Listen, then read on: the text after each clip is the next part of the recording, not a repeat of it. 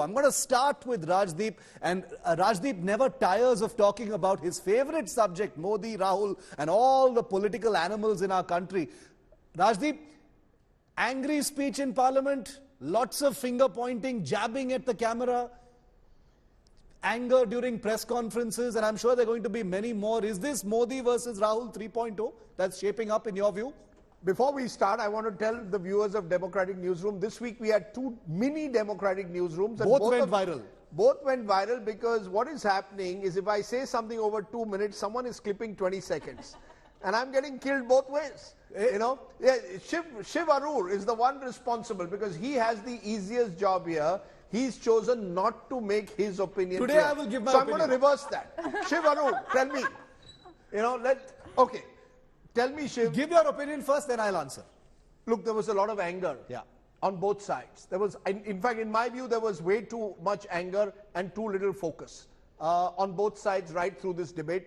So to that extent, as a political observer, I was disappointed because I thought this debate would lead to three things. One, it would lead to accountability in the context of Manipur. You cannot get away by saying, oh, Chief Minister is cooperating with us, that's good enough. That's not good enough. Or by harking back to Mizoram 1966. We are in 2023, for God's sake. The Congress is not in power. When the Congress was in power, the Congress is accountable. When the BJP is in power, it's a double-engine government, BJP is accountable. So I didn't see enough accountability. Two, I didn't see enough empathy. You know, the fact is, you've got a state which is badly divided. It's grievously divided. So you've got to be showing greater empathy for just what Manipur has gone through. But did Rahul Gandhi do enough to, you know, make the most of it is the question. Because he was the lead actor. Empathy from whom, Rajdeep? Empathy from our members of parliament. Empathy from our political leadership. Empathy from Manipur government in Imphal. Empathy from the centre here. Empathy from the opposition. Look, I think, you know, we need to start understanding you cannot get into whataboutery when you have something that's happened in Manipur. Someone's going to tell me, oh, look at Bengal. Sure.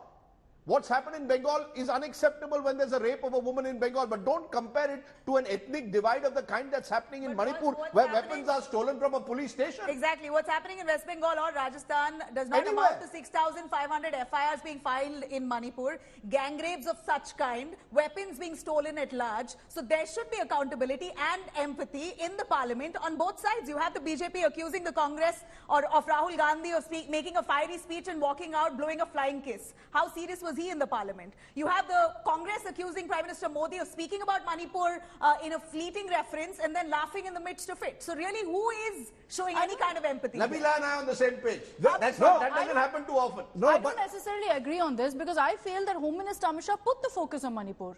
He gave you all the details. He spoke in great detail about it. He's the Home Minister. But he dodged the key question, Akshita, which is that the Chief Minister's role. He says Chief Minister is cooperating. I mean, that's not good enough. Sorry, that's not good enough. You are now creating a situation. He spoke about because a Chief Minister here is facing a serious accusation of siding with one community. Did he not speak about the Chief Minister? No, he's not. He's defended the Chief Minister because he knows that it is a Chief Minister whose role is under the scanner. Okay, I have the... What is the defense he has beyond saying he's cooperated? That's not a good enough defense. The beauty of a democratic newsroom. And now he's going to speak. The beauty of a democratic newsroom as vibrant as ours is that we started off on Modi versus Rahul 3.0 and we've ended up on Manipur and accountability, which I think is fabulous because that was the root of the discussion in Parliament. But like Rajdeep said right at the start, we've already done two democratic newsrooms on Manipur, on accountability. Both of them have gone viral. If you want to see Rajdeep's views on that, please go and refer to it. Rajdeep, you are not allowed to repeat your views from the last two episodes. I want to keep the focus now on Modi versus Rahul. Whether you think that's a less serious issue or not, that so be it. But now we're talking about these two people. Okay? Rahul Gandhi is projecting himself not as one among Team India. He is projecting himself as the protagonist, Rajdeep, the lead actor, the Jananayak as the Congress is projecting him. So, you know, where does this leave Team India then? Look, I said it and I'm going to say it now for the last time. Rahul Gandhi missed an opportunity, in my view, to put the government on the mat. And the government missed an opportunity to give the people of Manipur a genuine sense of comfort. This is my view. That there isn't enough accountability on one side and there isn't enough attempt being made to ensure point by point where the government went wrong. Wasted opportunity then?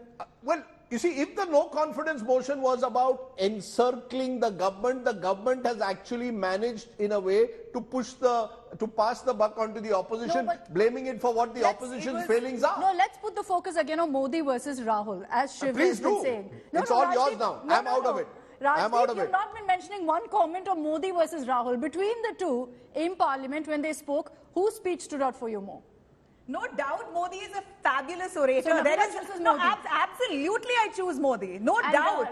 When it comes to performer. No, whatever it is, but he's captivating. Okay, content. It's amazing to watch Prime Minister Modi speak, and I'm not the only one saying it. You would agree with me. Look, no, but I said, look, Rajiv sir always says it. The thing that stands out about both Mr. Modi and Shah, when they come to Parliament, they come prepared. Yeah. In fact, Mr. Shah goes to the extent of doing the old style one, of actually flagging off particular pages, reading out from notes. So he comes prepared. You see, if you're going to do a 2-hour speech, you can't wing it. Yeah. Correct. Even Mr. Modi, you'll see his speech. Now, we could argue, and I would argue that it took him the 93rd minute to use the word Manipur. But if you see the speech, he was determined to make this a speech about 2024 Lok Sabha. His was not a speech about Manipur. He had decided, okay, you have a no confidence motion on me. I'm going to use the occasion as a platform and why to not? tell you why. Good luck to him. So I say, look, he's a consummate performer. I'm not so sure about his oratory, but he knows where to hit with, who to hit when. So are you saying... He's a pugilist. Are you saying 40 minutes you can wing it, the Prime Minister didn't wing it? Are you then saying the Prime Minister's speech was better? Of course I am.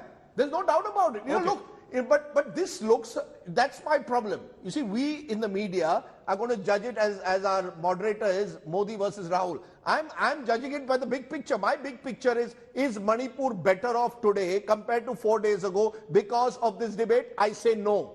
I say I found as a citizen of India, I found no attempt made by our MPs, barring a few.